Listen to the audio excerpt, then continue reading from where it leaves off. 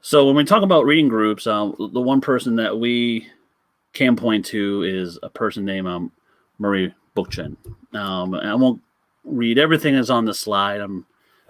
Those of you can read this, but the essence of this is the ones in bold. That the idea to have a reading group is having that discussion and study group as the first step to any revolutionary movement. And if we can look at the history of social movements, we know that a lot of people have done these readings and they have discussions and everything. They had discussions in their homes, discussions in taverns, discussions at the cafes and the streets.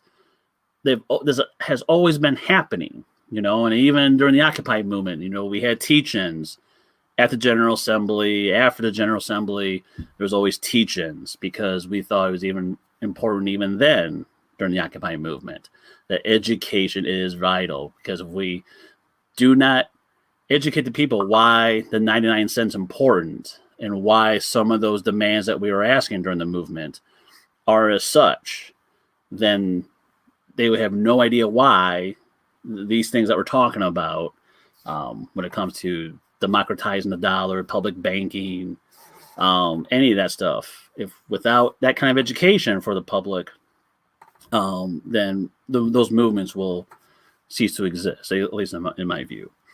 So the study groups help create that solidarity and that shared language, as well as building for a mass organizing and political movement. And Gary, is there anything you want to add to that?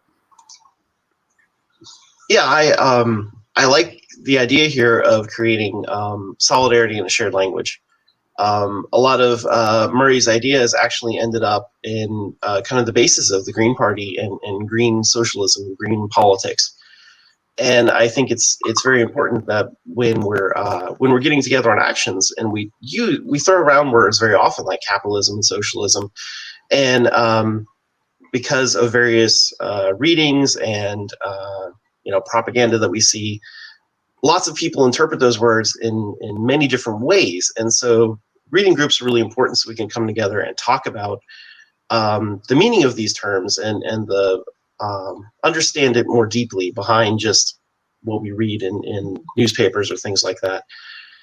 And it's really important we have that shared language and shared understanding so that we can actually build solidarity and build actions and movements together where we're all on the same page. We're all working toward a similar goal instead of being confused about what our goals are. Right, and then to kind of add a little bit more to what Garrett just said regarding the shared language, along with Bookchin, another great intellectual that people learn about doing this kind of popular education is Paulo Freire. And even Freire has said, in order for the masses or the workers to understand, there has to be that common ground.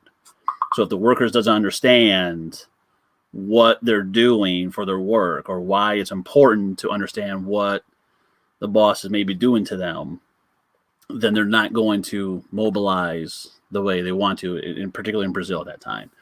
And so, yeah, we have to have that shared language and even help those who need to have that understanding as to what do these ideas express and everything.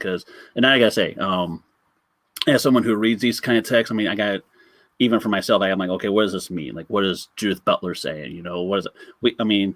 I like Judith, but can we bring it down to what the masses can understand and everything? And which is why we need to have that shared language. Next slide, please.